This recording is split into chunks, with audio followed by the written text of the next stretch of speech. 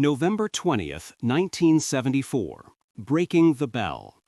The antitrust suit filed by the United States Justice Department against AT&T marked a clear shift in federal action on monopoly power in the telecommunications sector. The case arose from long-standing concerns about AT&T's control over telephone service and equipment throughout the country. AT&T operated through the Bell System, a network of regional companies that handled local service, long-distance lines, equipment manufacturing, and research.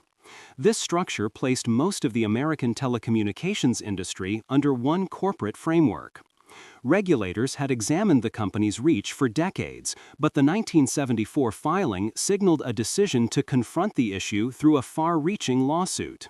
The Justice Department's complaint stated that AT&T used its position to block competition in long-distance service and equipment markets. It argued that AT&T favored its own manufacturing arm, Western Electric, and limited the ability of independent companies to enter the industry. The government claimed that AT&T's control over local exchange networks allowed it to influence access to long-distance routes, making it difficult for rivals to operate on equal terms.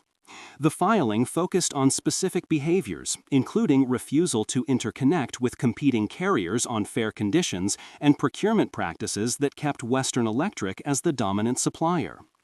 AT&T held a unique place in American public life, as the company had long presented itself as a national utility that delivered unified and reliable service. The Bell System emphasized stability, universal access, and consistent technical standards. For decades, regulators accepted this arrangement because of concerns about fragmentation in communications infrastructure. However, by the early 1970s, advances in technology encouraged new competitors to enter long-distance markets. Microwave transmission systems and satellite connections opened space for companies that wanted to offer alternative services. These developments made the traditional monopoly model less defensible in the eyes of federal officials. The case also reflected broader changes in antitrust enforcement. During the late 1960s and early 1970s, the government began to pursue actions against large corporations in transportation, chemicals, and computing. The AT&T filing fit within this trend by challenging a firm whose size and integration exceeded most others in the country. The Justice Department argued that the public would benefit from increased innovation and lower prices if the company faced real competition. The complaint did not assume that AT&T's service quality would decline if the monopoly ended. Instead, it stated that technical progress required an open environment where multiple firms could introduce new ideas and equipment. The legal process moved slowly. AT&T defended its model by stating that a unified network ensured dependable service and supported research at Bell Laboratories. The company's attorneys argued that the Bell System created technical advances that shaped modern communications, and that large-scale integration was a core reason for this progress. They claimed that forced restructuring could threaten nationwide connectivity and disrupt service. These arguments held influence with some observers who viewed the Bell System as a stable fixture in American infrastructure.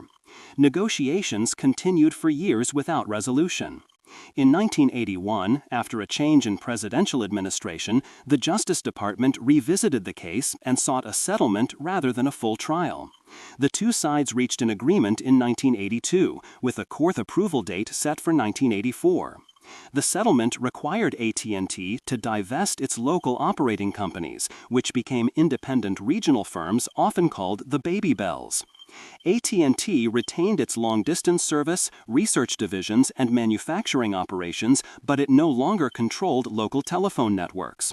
This restructuring ended the Bell System as it had existed for most of the 20th century. The effect of the settlement grew over time. New companies entered long-distance service, and equipment markets opened to more suppliers. Competition increased in data transmission, which shaped the rise of digital communications. The breakup also influenced later actions in cable, broadband, and wireless industries, as regulators used the AT&T case as a reference point for evaluating concentrated market power. The events set in motion by the 1974 filing reshaped the communications landscape and marked a major moment in American economic history. The action demonstrated that even long-standing monopolies could face structural change through federal intervention, and it underscored the role of antitrust law in shaping technological progress and market organization. For enthusiasts of historical ephemera, visit history-collectors.com to find collectibles that might complement your collection. You can own a piece of history.